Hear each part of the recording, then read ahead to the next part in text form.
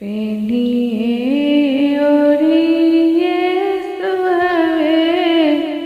खारे भेली अगना है सुबह पावन दिन में पेनिए ओरिए सुहावे खारे भेली अगना है सुबह पावन दिन में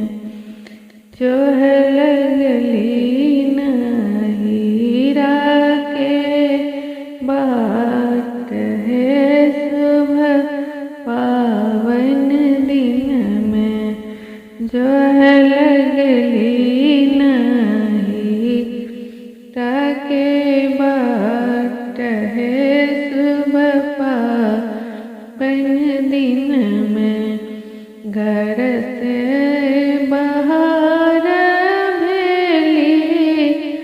सासु सोहागिन है सुबह पावन दिन में घर से बाहर भेली सासु सोहागिन है सुबह पावन दिन में किए पुतहु मुहा मामलीन है सुबह पावन दिन में किए पुतहु मुहा मामलीन है सुबह पावन दिन में घोरवा चरलाय